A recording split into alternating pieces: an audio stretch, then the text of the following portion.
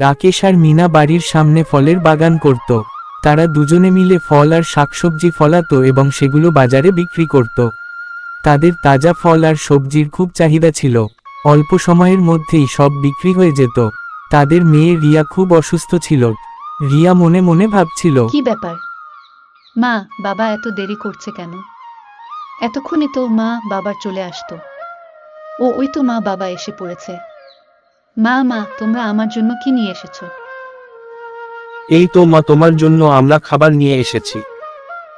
ওগো, তুমি কি মনে করো আমরা দ্রুত টাকা জমাতে পারবো? মিনা, আমরা তো চেষ্টা চালিয়ে যাচ্ছি, সবই উপরওয়ালার হাতে।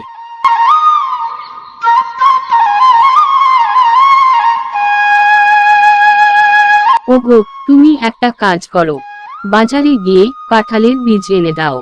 এখন বাজারে কাঁঠালের দাম অনেক বেশি, তাই ভাবলাম কাঁঠালের গাছ লাগিয়ে কাঁঠাল বিক্রি করে ভালো টাকা ইনকাম করব।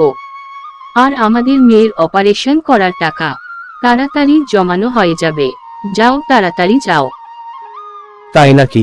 বাজারে কাঁঠালের দাম এত বেশি? তাহলে তো শীঘ্রই বাজারে গিয়ে কাঁঠালের বীজ নিয়ে আসতে হয়। যায়, বেশি দেরি না করে বাজারে যায়।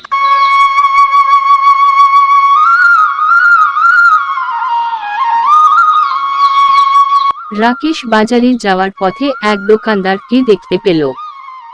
রামু কাকা, ও রামু কাকা, একটু দাঁড়ান তো, আপনার দোকানেই যাচ্ছিলাম। যাক, ভালোই হলো আপনার সাথে দেখা হয়। কিরে রাকেশ, তুই আবার আমার দোকানে গিয়ে কি করবি? রামু কাকা, আমি কাঁঠালের বীজ কিনতে যাচ্ছিলাম। আরে রাকেশ, আমার দোকানে যত কাঁঠালের বীজ ছিল সব বিক্রি করে দিয়ে বাড়ি যাচ্ছি। আর শুধু আমার দোকানে কেন, বাজারে কারোর দোকানে কাঁঠালের বীজ নেই। এ কি বলছেন কাকা? আমার যে কাঁঠালের বীজ লাগবে। এই বলে রাকেশ বাড়ির দিকে রওনা দিল, আর মনে মনে ভাবছিল, কাঁঠালের বীজ তো পাওয়া গেল না। এখন আমি বাড়ি গিয়ে আমার গিন্নিকে কি বলবো?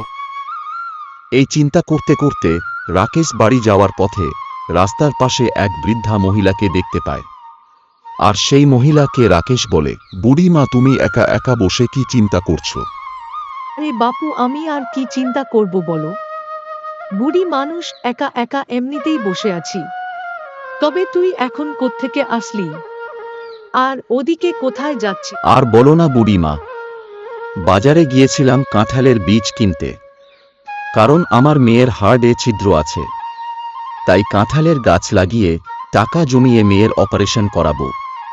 কিন্তু বীজ না পেয়ে খালি হাতে বাজার থেকে বাড়ির দিকে রওনা হচ্ছিলাম।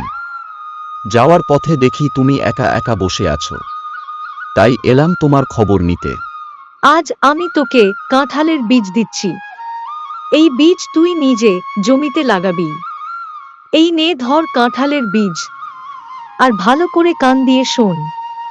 আমি তোকে আশীর্বাদ করছি, তোর মেয়েকে তুই আবার সুস্থ অবস্থায় ফিরে পাবি।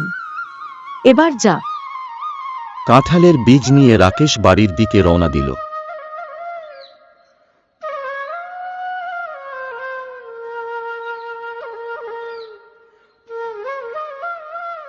গিন্নি, ও গিন্নি, কোথায় গেলে? শোনো, এদিকে শোনো। এই নাও তোমার কাঁঠালের বীজ। তোমার এত দেরি কেন?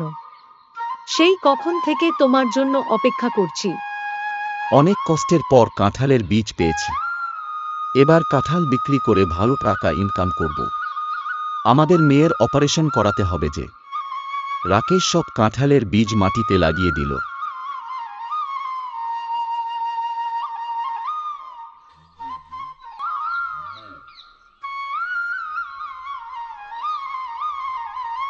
একদিন রাকেশ কাঁঠালের বাগানে গিয়ে দেখে, একই বাগানে কাঁঠাল গাছে কি সোনার মতো চকচক করছে।